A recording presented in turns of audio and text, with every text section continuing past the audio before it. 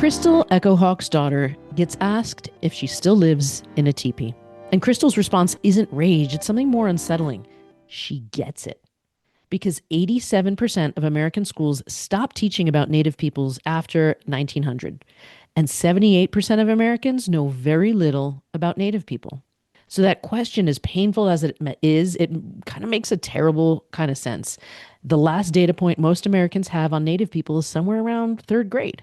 And then nothing. Crystal Echo Hawk is a citizen of the Pawnee Nation of Oklahoma, the former executive director of IllumiNative, and one of the most important voices in the country on what it actually means to be Native American in America today. Not, as Sarah was talking about, in a history book, not in a Halloween costume aisle, and not doing that horrifying tomahawk chop in a stadium. And P.S., I've been thinking about this because we still have kids' teams called things like the Indians, and still doing that tomahawk chop on ball fields today. So what are we teaching or not teaching? Anyway, and this is all happening today. So as two multi-ethnic women who grew up in this country will be honest, this was one of those conversations that made us realize just how much we didn't know and how much that not knowing has consequences for real people.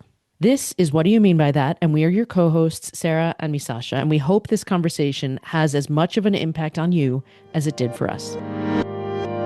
I am so excited to bring to you a conversation with Crystal Echo Hawk, perfect companion piece to our cultural appropriation episode. If I'm really honest, I have not had the opportunity to have a conversation with a Native American person about what it's like to be a Native American in this country. One of the things Misasha and I always say is that we never expect anybody to talk and be representative of anything other than their personal experience. You happen to be in an incredible position where you do work in advocating for Native American culture. And so I feel like we get the chance to talk to you from all different sides. And so thank you again for being here. Would you tell us a little bit about your work, who you are? Yeah, absolutely. Well, I want to say thank you so much for inviting me to be on your podcast. And you're not alone. Nearly 80% of Americans know little to nothing about Native peoples and certainly haven't talked to a Native person, at least that they're aware of. And so that's sort of the reality that we're dealing with. So yeah, no, it is just, we love being able to be invited into these spaces and these circles, and really just about building understanding and getting to know each other. So this is great. So my name is Crystal Echo Hawk. My Pawnee name is Kiharu Hatawa, which means, in our language, it means lights in the room woman. And, you know, I am Kikahaki Band. Our reservation is here in Oklahoma. Our original homeland was in the Kansas and Nebraska areas, and then we had our own Trail of Tears. We were marched down into Oklahoma, kind of, I believe, around 1873-ish. And, you know, now we have a little postage stamp of a reservation in just, you know, probably about 30 minutes away from Stillwater, Oklahoma. So, and I'm talking to you today from our national headquarters in downtown Tulsa. And yeah, so that's a little bit about who I am. I mean, just as in terms of a citizen of the Pawnee Nation, and I'm also a mother, which is a big part of who I am and brings so much perspective to my work. So, you know, in terms of the work I do, I'm executive director of IllumiNative, and we are a relatively new national nonprofit organization. We are entirely Native-led. And we really were born out of a research project that I did, that my team and I co-designed and we co-led, called the Reclaiming Native Truth Project. And it was the largest public opinion research project ever conducted about Native peoples. And we did that from 2016 to 2018. And we did the project because I think as Native people working across different professions, we constantly, no matter what issues we were advocating on, working on, and then I think in our own personal lives, constantly feel this level of invisibility throughout society and in the work that we're doing, or we're constantly faced with sort of discrimination and racism or people mocking us, right? And mocking our children. And I think that's just really from sort of these deep personal places, and also from the standpoint of being advocates for our people, that we formed this project and wanted to get into the minds of what do Americans really think about Native peoples, and why is that? And how does that manifest itself in terms of the way that we are treated and the way that institutions treat us? And so that we could really begin to not only really map that and understand it, but how do we then change it? And so out of that incredible massive research project, IllumiNative was really born to kind of take the findings of that work and really look at how do we change the narrative about Native peoples? How do we educate Americans, across this country and really change not only the way they think about us and the way that institutions think about us, but how do we transform that and really move forward into a place where Native Americans are really not only respected and included, but are really, just a kind of seen and part of a vital fabric of this country. For your research project, what were the things that you found the perception of Natives were in this country right now? That we don't exist. We're literally invisible. And that was our biggest finding. 78% of Americans know little to nothing about Native peoples. And a very significant portion of that aren't sure if we exist. So if you don't live anywhere in proximity to a reservation, say you're out on the East Coast or other parts of this country, we're not present. Many just thought they must be a dwindling population because we don't see or hear about them anywhere. And as we began to really explore that, we found that 72% of Americans rarely or never encounter information about Native people in anywhere. In this society where we're inundated constantly with information, we don't show up. 87% of schools in the United States don't teach about Native peoples past 1900. And so generation after generation of Americans are coming out of our schools. And when we're kind of relegated to being like ancient Rome, Greece, nobody is taught about that we're living, breathing human beings today. And usually the last data point is like 1890 wounded knee for people. And that was really struck me because I can't tell you how many times in my life and my family, my daughter has been asked, do you still live in a teepee?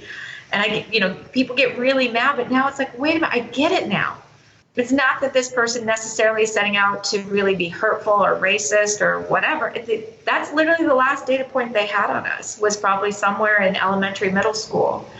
And that's it. And, 27 states don't even mention Natives in their curriculum. Here in Oklahoma, there's 39 tribes in this state. We represent about 10% of the state population. So we're one of the larger populations statewide. And yet we're only represent 0.8% within social studies curriculum. So even in a state here reservations are everywhere. Many Oklahomans, they don't learn about us. And so that was kind of like one insight into that data point. The other parts is we looked at representation in TV and film. Our representation is somewhere between 0 to 0.04% of all representation. And so just in that sliver, then we find that the majority of that is actually really problematic. It's these kind of stereotypical tropes of the magical, mystical Indian, or we're drunks, or we're savages, or you name it. It's usually the negative stuff, and it's all pre-1900, so not contemporary. And the other thing that just blew my mind, it was a study done by Dr. Stephanie Freiberg, who's a member of the Tulalip tribes, who's at the University of Michigan now, found that when you type in Native American into Google, 95% of those images will come up being pre-1900, and they will also be of men. So when you start to realize this is big, like the invisibility, the erasure of Native peoples, it's about systems. It's about education, it's about popular culture, and it's about media. And it's literally perpetuating sort of the invisibility of erasure. And so most Americans cannot visualize what a contemporary Native person is. What we found through our research with the top social scientists in the country is that invisibility actually serves to create bias. It creates bias, and it really starts to fuel racism and a gross misunderstanding that is actually very harmful, not only in terms of the way people interact with Native peoples, but the way it manifests itself in court decisions, the way they're made in the federal courts, to Congress, to all different sectors of society. And that's what this research really showed. I had no idea that the Native population was 10% of Oklahoma's population. Like, that's a large number. So what percentage of the Native population lives on reservations versus, I don't know what you even call it, like in cities or in contemporary life? I don't even know how to approach that languaging and asking that question. Yeah, no, and you're totally good with it. And, and the one thing I always want to point out to people is, like, if any question, there's no stupid question, right? As long as it's a couch with respect. And that's what I always want to encourage people, non-Native people, like, there's not a bad question if your intentions are good. So don't worry about it. But like right now, most estimates are that 72% of Native peoples actually live in cities now. And have moved away from the reservation. And so you kind of look at that, percentage, the math, what is it, 28% roughly live on reservations. And so, that's a big demographic shift. And it's been going on for a while. I mean, the government, going back into the kind of 1950s was very intentional and actually had a relocation program. Most Americans don't know that, where they were really giving these sort of incentives to move Native peoples off of their reservation lands into cities with promises of jobs, and life was just going to be fantastic. And they moved all these people into cities like Chicago, like Tulsa, like Los Angeles. You'll see those are kind of the bigger centers, or Denver.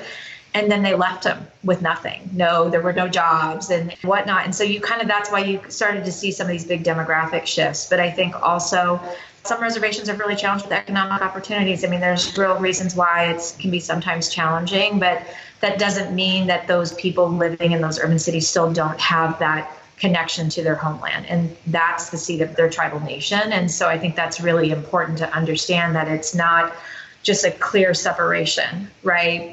I've lived all over the United States, but, Pawnee is where I'm from. And many Native people will make it's such an important part of their life to find those times to go home and reconnect with family, for cultural events, for ceremonies, or just to go home and visit. And so I think it's a very sort of dynamic relationship between urban Indians and those back on the reservation. I mean, it speaks to that need for humans to belong, right? And I think that is such an important part of thriving. And in fact, I remember one of our friends here belongs to the Kiowa Nation. And so talks about bringing his children to the powwows from Denver down to Oklahoma. But that sense of that pull to our native countries, Misasha and I are both half Japanese. Half of our culture requires, big, long trips. Yeah. That sense of belonging is really important. When you said the economics of a reservation can be challenging, what is life on a reservation like? Yeah, and I think, the best way to describe it is actually to take a step back and realize that there's 573 federally recognized tribes. These are nations. And so I think that's the thing that where schools fail in not teaching, is that they're literally nations within this country. They are actually independent, sovereign nations, 573 that are in this country, and they have their own systems of government. Right? They have their own elected officials. I mean, I'm literally a dual citizen. Any Native person enrolled in a federally recognized, we are all dual citizens. We're citizens of our tribal nations, and we're citizens of the United States. And I think that's the fundamental thing people don't understand, right? The reservation is, so you have the nation, right? We have our sovereign nations. And then what the United States did was, as they came in and took our land, whether it was actually just taking it or creating treaties, breaking them and taking it anyways, they created reservations. So the federal government created these little land settlements where they would eventually kind of put different tribes. So I think that's really important, right? And where reservations are is just a small sampling of what those tribal nations, what our traditional homelands originally were. I mean, when you think about my tribe, Pawnees, our land was actually in Kansas, Nebraska. We were hunters, but we were also, farmers. I mean, and we moved around a lot, and we got moved down onto this little tiny postage stamp of a reservation, I believe, where it's about 786 contiguous acres today. And, I think we had, just over, 600. Looking at my colleague who's also Pawnee, she's the historian of our group. But, I think we had just over 600 Pawnee left by the time of the turn of the century, around 1900. I mean, that's how many of us died off, through all of these things. And so, that's important to understand when we talk about reservations, that there is this history, right, that of what they are, but that truly they are the seats of these tribal nations. And so every tribal nation is different. And I think that that's an important thing, because I think we get oftentimes one picture of what a reservation must be like. And oftentimes that's Pine Ridge. That's the one that seems to get on TV the most. But every reservation is different. But oftentimes, you are dealing with really some of the highest rates of poverty, oftentimes on Native reservations, because typically where our reservations ended up being put were places that were really geographically isolated. Oftentimes they gave us the worst parcels of land that didn't have any natural resources or good access to, things that we needed. So oftentimes because of that, it's, of the remoteness and other things, that sometimes those issues of just basic infrastructure can be really challenging. I mean, there's some really, underdevelopment that we have that people would be shocked. I mean, there's still elements of different, reservations that don't have running water and electricity. I mean, that's a real thing. And for certain places like, on the Navajo reservation down in Arizona. So, but other reservations are doing a lot better. And then a lot of times it's because of proximity to major markets where they're able to launch, whether it's, tribal gaming or, other types of diverse businesses where there's more access to market. So it really, really depends, but they're each 573. They're all different. They all speak, they have their own languages, their own customs, their own cultures, and their ways of governing themselves. What are some of the most vibrant traditions of your nation that you enjoy celebrating? Wow. I mean, I think for us, we're starting, we have certain dances that our Pawnee people, do, and I'm just starting to learn about them. I mean, it's so interesting. I grew up away from Pawnee most of my life, and it's really later in life that I, really, I think with great intentionality, I think becoming a mom really was like, I want this for not only for myself, but I want this for my daughter. And so I've really been kind of going back and learning more, about our dances. We have, traditional dances that happen, but also we have what we call our homecoming. And it's, like a powwow, but it gets started, right after World War II. And it was really started to welcome, our soldiers home, because Pawnees and also, Native Americans actually per capita, we have the highest rates of service. So we had a lot of our men coming home from war. And so they started this to kind of bring people home to welcome them back. And it's carried on ever since. And so it is a really special time of year to come home. We always have it right around the 4th of July. And everybody has their camps and everybody sets up, and they always set up in the same places, and people cook and they visit, and you have the dances going on, and there's softball tournaments and relay races and gossiping and, bickering amongst relatives. It's just kids everywhere, and it's really wonderful. I think the other things that I love that my Aunt Deb, who's everyone's aunt back home, is really working hard to bring back our traditional seeds and our corn. And so she started kind of bringing these community events together where, we get to come and actually, after they harvest the corn, kind of open it up and help her sort of identify the seeds and really kind of learn more about bringing back our traditional foods. So it's been really fun to kind of start, trying to learn more about our ways, and certainly, having my daughter participate in that. That's really cool. I mean, so this whole conversation so far, we've been referring to everybody as Native Americans. And I know when I grew up, it was like Indians, right? And then I know in Canada, they've changed from Indians to Natives to Aboriginals to First Nations. And then when Misasha and I talk about Black Americans, people have been renaming minorities forever. And so is the proper terminology now Native Americans? And what is the connotation and the difference between when people say Indians versus Native Americans? Yeah. That's like one of the top questions we always get. And, I think, we as Native people are a diverse population. We're very opinionated. So you're never going to get an agreement on what is the proper term. But I think, overall, it's more appropriate to say Native American or American Indian, or Native peoples is cool too. And, I think Indians is really, there's been just more like, don't use that. Get away from just saying that. I really encourage people around the Native American terminology myself. I personally, when I think about Indigenous peoples, I kind of think more beyond the borders of the United States. And when I think of Native Americans, I really think about the original peoples of what is now the United States. And Indians is just, there's a lot of, terminology. I mean, that was just a crazy name that Christopher Columbus and his misguided genocidal ways, right, and ended up coming up with. But if you ever encounter a Native person and you're talking with them, ask them what tribe they are, right? And that's first and foremost, because, I was just visiting with one of our team members, our colleagues today, and she was like, yes, my in-laws were asking me if I speak Native American. And it's, because people think, and that's actually, like, you just speak Native American when actually there's 573 tribes and they all have different languages. So I think that's really when you meet someone like, what tribe are you? That's great. That's kind of the first point of identification. And then after that, I would encourage Native American.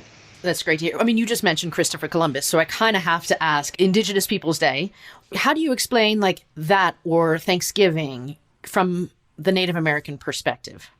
Yeah, I mean, so in terms of Christopher Columbus, I mean, it's just one of the biggest lies ever told. It's one of the biggest sort of fabrications ever. And, we all grew up with, he discovered America and the ships and all of this stuff. He never even made it here. He was down in the sort of like the West Indies and, he never even made it here. So he didn't discover anything here. But I mean, he was a genocidal maniac. I mean, the amount of just slaughter and the women he raped and just the torture, I mean, the cruelty, it just what he did to the Taino people. And you think about all of that, he was just murderous thug, right? And not very smart because he didn't even land where he thought he was supposed to land.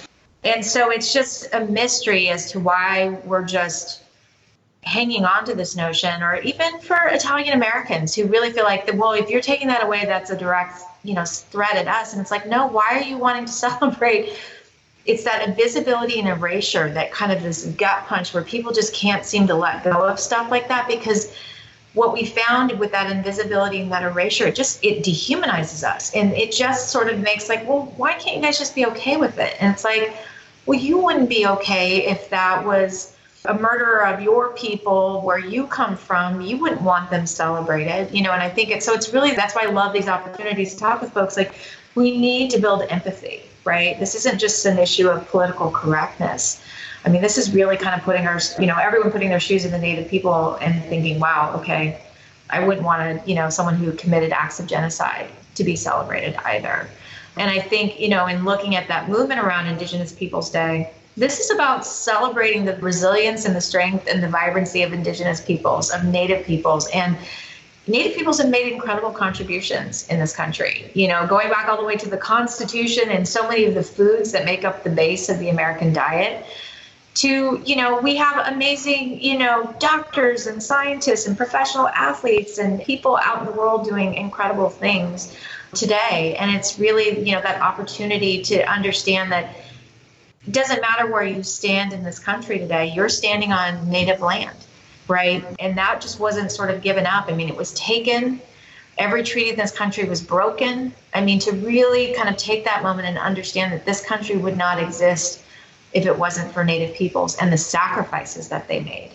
And what they've had to endure. I mean, my goodness, to just give a day to give thanks and sort of not only acknowledge what the history, because I think it's important, but it's about moving forward together. And how do we celebrate together, Native peoples, but also us moving forward as a very diverse country. And I think that, I'm really hopeful that the momentum will continue to build to see it adopted everywhere and eventually for Columbus Day just to go.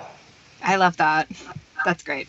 I've been waiting to ask this question because we are a big sports family. And I feel like for people who are somehow there's like a carve out for sports or entertainment where people are totally okay with being completely racist when it comes to your favorite team.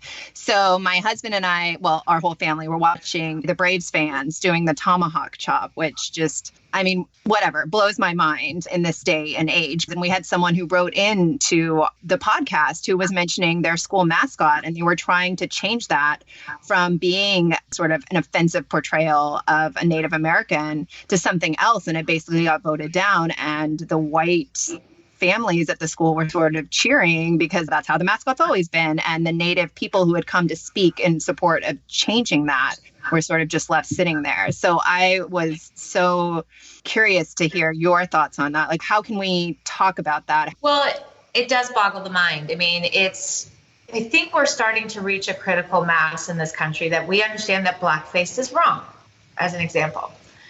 People have lost their jobs over it, right? I mean, like, you kind of think about all these big instances where people are like, oh my gosh, this is wrong. There's outrage. Something happens. And now, but every week you turn on the TV and you watch people in red face doing things like the tomahawk chop, fake headdresses, red face, running around, acting a certain way, like all of this fan behavior. And it's a national pastime. It's accepted. It's not only professional sports, it's college sports, it's, kind of K through 12 sports where it's taught. And it's just, again, it's like, where's the disconnect? And that's where our research, again, really comes in. And again, it's just that sort of invisibility and erasure of people not being able to see us who we are today. And that invisibility serves to really dehumanize that's where the disconnecting point often is. And so that's why it's so important, right? Just the sheer act, like I get chills, and every time I have an opportunity to talk to people, get an opportunity like this, Because in this moment, ladies, you're creating visibility for Native peoples. And I'm so deeply grateful because that's what our research shows, that as we can get more visibility for contemporary Native people to just see us that we're human beings. I'm a mom, I'm like others. And, and I think just from that standpoint, most Americans really just do think that that's somehow honoring us. And I would just always tell people, you know what, really put yourself, and just imagine imagine your children, and imagine somebody doing something that is making, did you say, you have Japanese, descent? Imagine somebody putting on something so horribly racist and doing that in front of your children. And, and I think for all of us, we all love our children, right? We all love our children. We want them to be safe. We want them to be protected. We want them to be in environments where they feel safe and they feel honored, and they're not being bullied. They're not being taunted. They're not being made fun of.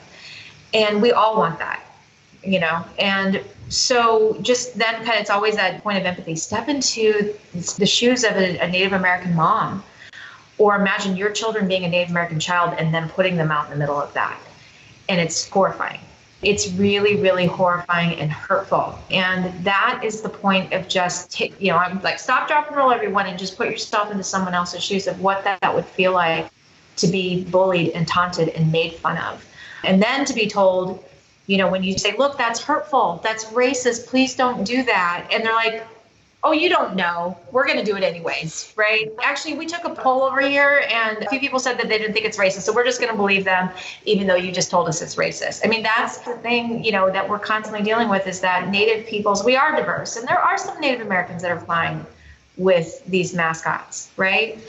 But how many more Native Americans it's a majority of Native Americans that have said it was racist. Like, what's our tipping point that we need to just say, this isn't right? Did we take a poll on the N-word? It's amazing, but I think it's so wrapped up in money and these sports. But I think to really, just to change it's that gut check as a human being, as a parent, or just imagine yourself, you wouldn't want to be put through that. So it's just about, how do we create the world we want to live in, right? Where we just have some basic respect for one another. I think the pushback I've heard is so many white people are like, well, but I'm just doing it to celebrate. But yet it's not. And so one of the things Sasha and I talked about was, talking about you can't distill the richness of a culture into something as simple as a tomahawk chop. Certainly never paint your face the color that is representative of somebody else. But some of the things, even when it comes down to Halloween costumes, the feathered headdress, or like they make it sexy now in these popular photos and all that sort of stuff. What does it feel like really to see white people dressed like that? And what is the significance of some of these Native symbols that are popularized that people are missing? It is so hurtful. It makes my blood boil. It's so hurtful. It's just this over-sexualization of Native women. And, our Native women face the highest rates of sexual assault and rape and murder. And, there's over 5,700 missing and murdered Indigenous women in this country. More than 90% of women in one survey recently said that they had been sexually assaulted. 2/3 of these perpetrators are non-Native people. And the problem is that when you look at representation in society of Native women, it's scantily clad, it's this sort of kind of fantasy thing. And these women go out and, that's what's being pushed in the Halloween industry. And, as Native women, we've traditionally, we're respectful, right? That traditional dress is modest, it's those things. And it's so insulting to see us just so over-sexualized. And then knowing that what is really happening to our women in our communities, and to see this sort of commodification of who we are. And then you start connecting it. It's some research that we're really starting to get into, right? Again, about how these kind of things in popular culture and society that kind of get put out there, well, how does that relate to realities of what's happening to our people? And I think that there's a real direct correlation with that. And so again, it's just about having respect. Would you want your family portrayed as sort of naked, half naked, and, or whatever your faith is? Would you want your faith mocked where, if you're Christian or Buddhist, that suddenly, you're like wearing like a skimpy bikini and, just kind of think about the things that you hold near and dear in terms of your values around your faith, your family, your representation as a woman. how do you want to be portrayed? Because I think that just, it's constantly that simple equation. And it's not honoring. If you want to honor us, then let's talk about, Joy Harjo is the U.S. Poet Laureate.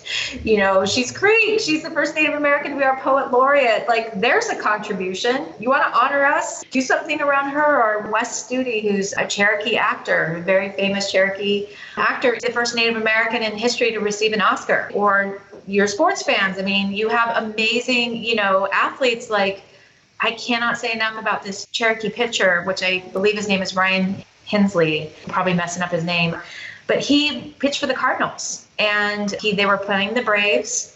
This is a couple weeks ago. They're in the playoffs, and right before the game, he told the media, "I'm deeply insulted by all of these fans doing the tomahawk chop. I'm a Cherokee citizen. This makes us seem like we're cavemen, and this is deeply insulting and racist and harmful." And he said that before he went up on the mound, and he got a lot of criticism for it, and I talked to Nota Begay, who's a former professional golfer. He's Navajo. And he said, you don't understand, Crystal, the world of professional sports.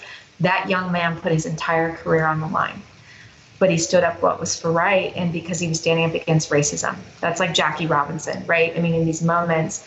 And it was good to hear that the Atlanta Braves took that seriously. And the next time he was up on the mound, they actually didn't put the tomahawk chop thing, whatever they give fans, they actually didn't hand it out that day, and they didn't play the music. But they're not making that a permanent change. They only did it for this one pitcher. But it was a big shift, and I'm hoping that, somewhere in that Atlanta Braves organization, that young man standing up got to someone, and it was like the right thing to do.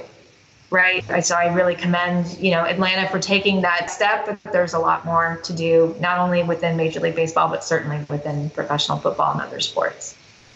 I mean, speaking about people to celebrate, you and I met through Yellowtail, celebrating Native culture in fashion. What other companies or businesses positively reflect like general Native American cultures? Like, because Misasha and I talk a lot about voting with our wallets. You can really support by paying. That's how you vote. So you, off the top of your head, know other businesses or corporations that you like in this realm? Oh, absolutely. And I just do have to just give love to Yellowtail, just the impact that they're having on not only fashion, but really it's about narrative change. And it's also just been so exhilarating to also as a Native person to be able to kind of wear these beautiful clothes. I mean, there's amazing Native fashion designers and outlets. And I think the easiest thing I would say to do, and there's a wonderful woman, Dr. Jessica Metcalf, who has Beyond Buckskin. And if you go to her website, it's from a lot of different Native designers, right? Like just sort of different fashion and jewelry and different things. We want to encourage people to buy our things, right? But just to do it, do it out respectfully, and to be able to tell someone, or this is, so-and-so design, and it's Navajo or it's Pawnee or wherever, to kind of really take a moment to learn about who is that artist that made that piece and to really give that recognition. And I think that's the line between a cultural appropriation and appreciating culture, right? And I think it's just out of that respect. So, I know that's a question that sometimes come up, should I even buy this stuff? And, if they didn't want you to buy it, they wouldn't put it online. Right? That's really cool. I mean, and then also what we talked about, how little representation there is in the media of Native Americans. Like, what portrayals of Natives in the media do you think are positive ones? What are good things to watch, places to go, where to learn? Yeah, boy, there's not a lot. We're getting more. I mean, I think if you want to really, from a news perspective, if you want to kind of just read more about Native people and covering major issues, Indian Country Today is the largest online news source on Native peoples, all Native journalists, and just really great coverage on a lot of different issues. There's some great podcasts, I think, also that have been out there that, by Native people. I know Adrienne Keene and Matika Wilbur. They have All My Relations. That's been a great podcast. Really, I think anything ever written by Native people, and I think too often in the media we see articles about Native peoples, but they don't even interview Native folks, which is sort of crazy. Speaking of news, I feel like you just mentioned Cherokee, but it reminded me, wasn't there a woman, Kim Teehee from Cherokee Nation, sent to the House? Yeah, and it's still unfolding, right? We're not quite sure how it's going to turn out. But, that's what goes back into every tribe in this country signed treaties with the United States government, right? So it's like when we sign a treaty with Russia, or I mean, these are agreements with Ukraine, that sort of stuff. And, a number of different tribes, like the Cherokee Nation, had it written into their treaties at the time that those treaties were signed, that they would have a delegate that would participate in Congress. This is really like where Cherokees really looked at their treaties again, like, hey, we get a seat. We're going to activate that. Oftentimes, I think a lot of Americans don't know about the treaties that were signed, right? I mean, with the United States government and the tribes, I mean, that's how the land that we all have today. I mean, everybody's sitting on, cities are built is because of those treaties and what tribes had to give up and what was given to them in return, right? And so those are real agreements. And so those are still enforceable treaties today. So I just think it's incredible that Cherokee Nation's like, that's right, we're going to make good on what's here in our treaty in terms of this seat. I was talking to a colleague of mine who's a Native American law specialist, and he said there's actually other tribes with that provision in the treaties as well. That's amazing. Stuff keeps coming up in the media. Can you talk about the Dior campaign? Yeah. Yes, I know. It's just like constant. Well, for those folks that don't know, I mean, so Johnny Depp, I mean, Sauvage is a brand of Dior that's been around for a while. And Johnny Depp has been sort of the face of Sauvage for a while. But they, for some reason, thought it was a really great idea. Sauvage, like savage, right? Someone thought it was a great idea to kind of marry that brand with imagery around Native Americans. And so they actually contacted IllumiNative, and we wrote a letter to Dior and the production company and said, here's the 9,000 reasons why this is racist. Sauvage, that's the connotations around that is as a slur, right? I mean, in the whole history behind why that is so incredibly racist and insensitive and the company said, okay, thank you. And they kept going until they found somebody that would help them with it. And they did it anyways, and which is unfortunate. And it was just awful. I mean, from just the name and Native American imagery to, they had a young Native woman sort of wearing some animal skin, I don't even know, kind of suggestively crawling towards, Johnny Depp. Again, that sort of over-sexualization of Native women. And, it just, everything about it was problematic. And it went up on the Friday before Labor Day, and people lost their minds. And it came down within 6 hours. And, it was so powerful to see. I mean, Native people were like, no, and just went hard at the company. But then to see how many non-Native people could see it too. I mean, it was just so egregious that it was like one of those things that people were like, oh yeah, that's wrong. And to see the company take it down was incredible. I mean, this is a larger issue within fashion about not only its cultural appropriation around Native peoples and our culture and our ways, but just there's inherent racism. I mean, they're constant in the fashion industry. If it's not doing it to Native Americans, it's doing it to African Americans or someone else. And, I think we just really need to hold the fashion industry to a higher ethical standard about how it treats all people, right? Particularly people of color and Native Americans. Is that something, I get where if you see something, like you see your neighbor doing something offensive or wearing a headdress, you can speak up, right? You can say something to the one person there. When you see a campaign like that, you see something bigger picture. What's something that, aside from not buying that product, which is probably really important too, voting with your wallet, like we said before, what's something that people can do? When you said a lot of people rallied and all, what do people do? I think the thing to understand is how much our world has changed in terms of the power of social media, right? It has been a game changer in the industry of fashion, of media, and entertainment, right? It used to be they could just sort of put out anything that they wanted, right? Whether it was a TV show, a film, fashion, and there wasn't a mechanism that was easy unless you wanted to, back in the day, write a letter, make a phone call, organize a march or a protest. Social media allows us to organize within seconds, minutes, right? And really put forward our protests, our opposition, to kind of really call out what's wrong. And to see how quickly that protest came. I mean, people were just, the thousands and thousands of comments that went up on Dior's page. It was incredible just to watch the momentum of it, but also watching people to share it. And then those people were commenting. And I think that's really to understand.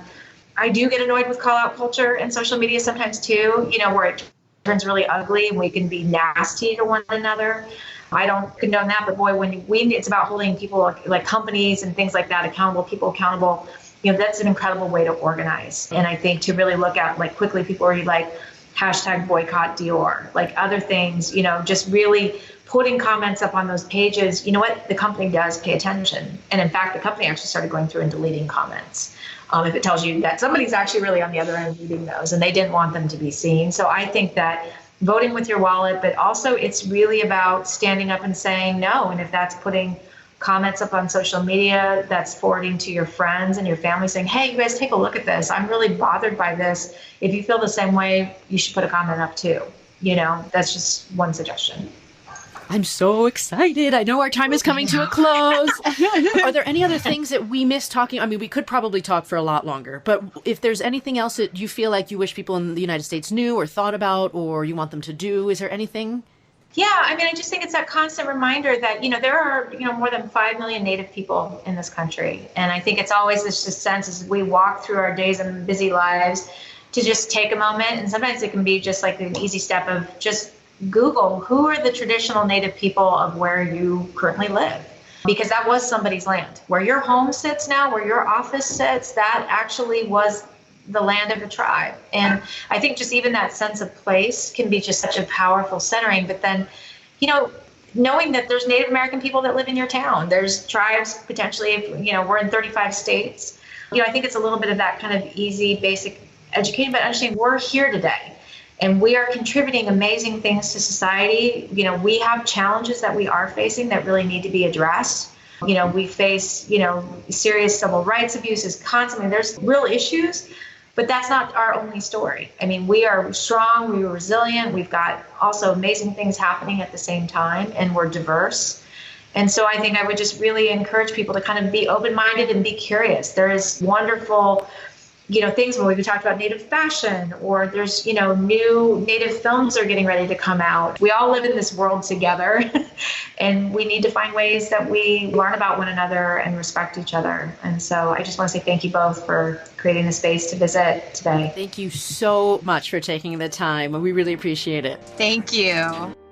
You've been listening to What Do You Mean by That? A show dedicated to being better humans and getting loud for all of us. Hat tip to Sarah's daughter for the logo, and huge thanks to Misasha's son for our incredible theme music. Find out more and subscribe to our newsletter at whatdoyoumeanbythat.com. Because as always, it's all of us or it's none of us.